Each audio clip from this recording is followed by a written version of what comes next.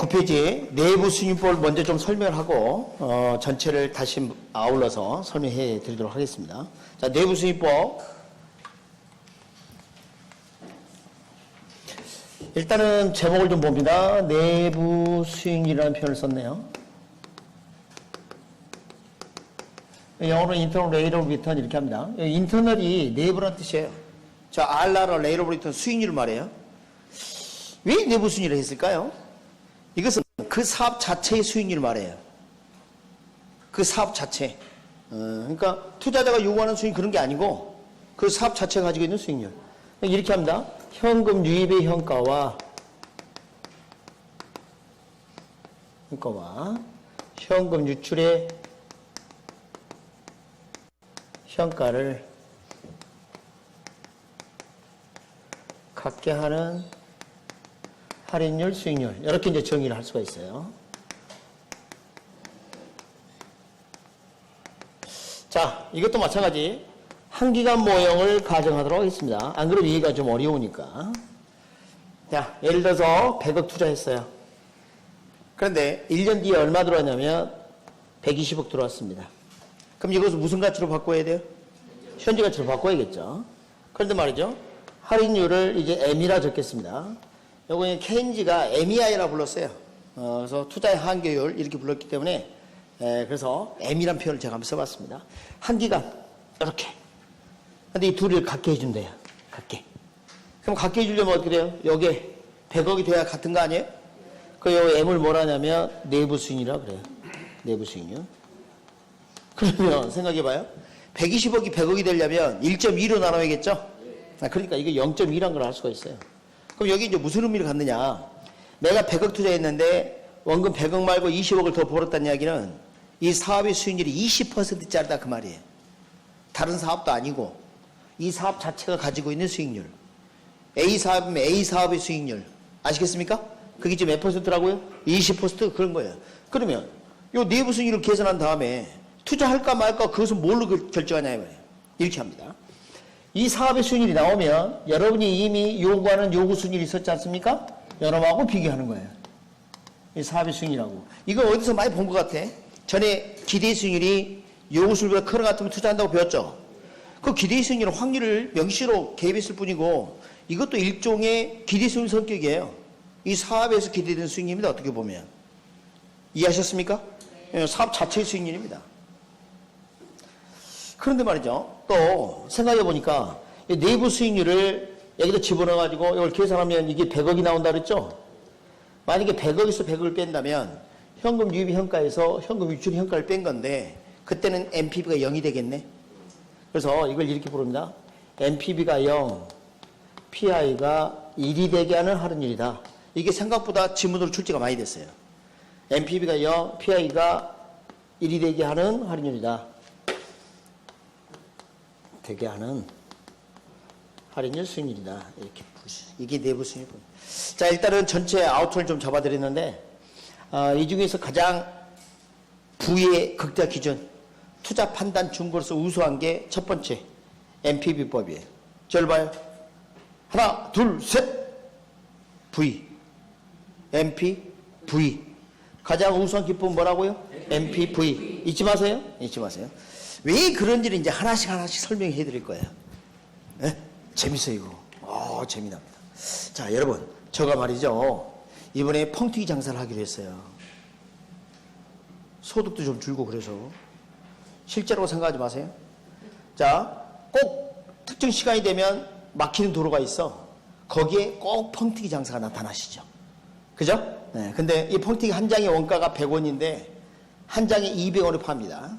그러면 수익률이 무려 100%예요. 수익률이 100%? 펑튀기 몇 개 팔아야 아파트 사요? 갑자기 한숨이 나와요? 자, 그러니까 무슨 말을 하고 싶냐면 야, 내가 부자가 된다는 거 물론 수익률이 높으면 좋다는 걸 알아. 그러나 통장 잔고가 늘어나야 부자 되지. 아니 그 100원씩 그 벌어갖고 언제 집 사겠어요? 그래서 자, 제가 이제 시킨 대로 합니다. 어디로 가시냐면 109페이지 제일 하단 가봐요. 109페이지 제일 하단이 있어요? 제일 밑에 보시면 4번이 순환가부 내부 수입 비교에 동그라미 3번이 있죠. 동그라미 3번은 기억이 있죠. 기억. 거기 뭐라고 돼 있어요? 부의극대에 대한 바람직한 증거라고 돼 있죠. 그 옆에 적습니다. 저거 시기도 적어요. 통장 잔고 증가분. 통장 잔고 증가분. 이렇게 하면 여러분이 이해가 쉬울 거예요. 109페이지. 아래쪽에 양갈 4번에 동그라미 3번에 기억. 통장 잔고 증가분. 부의극대에 대한 바람직한 증거. 자, 예를 들겠습니다. 이런 거예요. 제가 통장에 100만 원이 있었어요.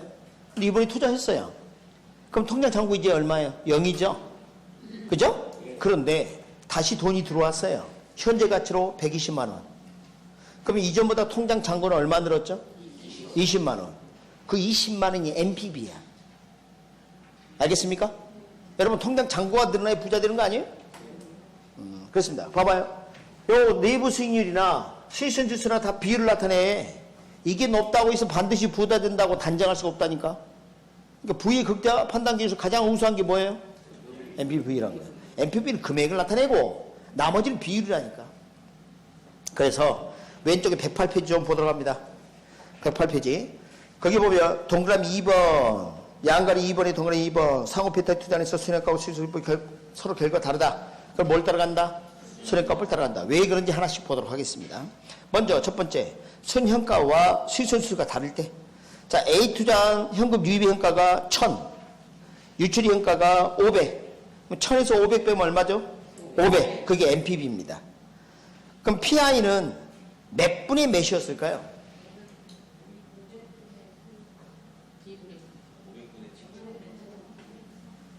봐봐. 물어본다 그랬죠, 제가? 들어온 돈을 분자에 적는다니까. 그 몇 분의 몇이에요? 500분의 1000이지. 들어온 돈이 뭐예요? 1000 아니에요? 그러니까 1000을 500으로 나눠야 된다니까. 어따 참말로 그냥 한 문제라니까. 수익성지수는 분자가 들어온 돈 나간 돈. 분자가 위쪽이야. 또 분자 분모를 모르는구나. 자, 위쪽이 분자. 자, 들어온 돈이 위쪽이 적혀. 1000. 그래서 뭘로 나눴어? 500으로 나눴지. 그러니까 2가 나왔지. 난 틀렸다 방금 그 이야기. 적어. 이제는 틀지 말자. 응? 봐봐요. 오직하면 저 위쪽에 수익성지수 식 봐봐요. 수익에다 네모 쳐놓고 유입에다 네모 쳐놓은 거 보이세요? 색깔 칠해. 본인이 틀렸으면 다른 사람 다 맞추는데 나만 틀린 거야. 나만. 내려가서요. 다시 봅니다. 이제 B투자한 볼게요. B투자 현금 유입 현가가 500, 현금 유출 현가가 200 빼면 NPV는 300. 그럼 자, NPV로 따지면 A투자이 더 좋은 거 아닙니까? 근데 B투자 봐봐요. PI 봐봐요. B투자는 2.5죠. 그죠? 그럼 PI로 따지면 B가 더 좋은데? 여러분, 수익률이 높다고 해서 부자 되는 거 아니라 그랬잖아요. 통장 잔고가 늘어나야 부자 된다고 했지. 그럼 이때는 여러분 어떤 걸 선택해야 돼요? NPV를 기준으로 해야지. 그게 뭔데? A투자는 선택해야지. 여기까지 이해됐습니까? 아주 중요합니다. 두 번째. 두 번째가 기본성이 없어. 여기 시험이 나올 건데 여기 30일에 29번이 나온다. 이게 응? 이런 것들이 진짜 중요합니다. 자, 봐요. 순현가 같을 때 이제 한번 해보겠습니다. A 투자한 현금 유입현가 1000, 유출현가 500 빼면 NPV 500, PI는 2. B 투자는 700에서 2 빼면 NPV 500. 어머? 통장 잔고 500 똑같이 늘어나네? 맞죠? 그런데 PI는 B가 3.5로 더 크죠? 자, 잘 생각해 봅니다. 어차피 통장 잔고가 500 똑같이 늘어나. 근데 초기에 적게 투자하고 그만큼 잔고를 늘리면 더 좋은 거 아니에요? 그래서 지금 유출이 현가를 봅니다. A하고 B 중에서 유출이 현가가 어떻게 더 적어? B! 그래서 NPV가 동일하면 그때는 PI가 큰 걸 선택하는 거예요. 이유는 뭐 때문이다? 초기 현금 유출이 적으니까. 알겠습니까? 네. 지금 이해됐어요? 이런 거. 이걸로 바꿔서 적어놔. 정신없이 막 책을. 계산서를 여러분 해보시고. 그 다음에 이제 오른쪽으로 갑니다. 109페이지. 109페이지 보시면, 가운데쯤에 동그라미 2번이 있어요. 수령가가 0, 그리고 수익성지수가 1이 되도록 할인율, 거기다 별표 쳐요. 이게 실제 시험 지문에 5번 이상 등장합니다. 아주 중요한 지문이에요. 자, 내부 수익률은 NPV가 뭐? 0, PI가 1이 되게 하는 할인율 수익률이다. 놓치지 않도록 합니다. 그 다음에 거기 다이아몬드 나와 있어요. 보면 뭐라고 있어요? 할인 현금 수지 분석 NPV, PI, IRR에서 현금 유출이 현재 가치는 총 투자액이 아닌 무슨 투자에? 지분 투자에. 지분 투자에. 조심하십시오. 셋 다 세술은 세부대에 담아요. 알았죠? 지금 무슨 소리인지 몰라? 예? 세술은 세부대에 담아라고. 험부대는 버리고. 자, 4번 보도록 하겠습니다. 수령가법과 내부수행법의 비교. 수령가법이 보다 우수한 분석 기법으로 인정되는 이유가 뭘까? 거기 이제 하나씩 좀 보도록 하겠습니다. 첫 번째, 재투자 수익률이 가져. 수령가법은 기회비용 성격이 용수인 사용하지만 내부수행법은 내부수인 사용한단 말이에요. 그게 문제예요. 잠깐 이거 봅니다. 순현재가치법에서 이 요구수익률, 요거 여러분이 요구하는 수익률 아닙니까? 그래서 먼저 이 요구수익률이 정해진 다음에 NPV를 계산합니다. 그 다음에 여기 와서 자, 내부수익법 봐봐요. 자, 이 내부수익률은 사후적으로 계산하는 거고요. 여러분이 요구하는 수익률이 아니라 특정 사업의 수익률입니다. A란 사업이 있다면 A 사업의 수익률이에요. 그런데 두 사업 다 투자를 해서 얻은 수익이 있다면 다시 투자할 수도 있겠죠. 그게 재투자입니다. 근데 재투자 수익률을 저기 순현재가치법은 투자자가 요구하는 수익률 정도로 수익을 얻을 수 있다고 간주를 하는데 이것은 A 사업의 수익률이 20%인데 또 20% 얻을 수 있다고 생각하고 있어. 그러니까 이것은 객관적이지 못하고 설득이 약하다. 그래서 지적을 받는 것이죠. 하나만 더. 자, 여기 봅니다. 만약에 투자를 했을 때 추가적으로 10억 더 투자하고 추가적으로 5억 더 투자하고 이렇게 투자금액이 변화가 일어날 수도 있겠죠. 이런 걸 우리가 비전통적 사업이라고 합니다. 자, 비전통적 사업의 경우에는 이 내부 순위를 계산할 때 이게 사후적으로 계산하다 보니까 여러 상황에서 각각 계산을 하게 되면 내부 순위이 여러 개 나오게 돼요. 여러 개. 그렇지 않습니까? 그러면 어떤 내부 순위하고 요구 순위 비교할 것이냐 이런 문제가 또 있어. 그래서 이런 좀 한계점이 있다. 한계점.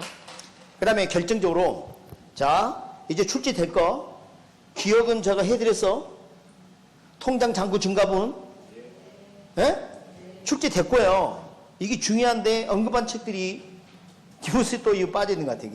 이거 중요합니다. 출제됐습니다. 자 봐요. 가치 가산의 원리. 그게 무슨 뜻인지 몰라서 물어보러 온다고. 그래서 옆에 가로로 적어놨어. 뭐라고 돼 있어요?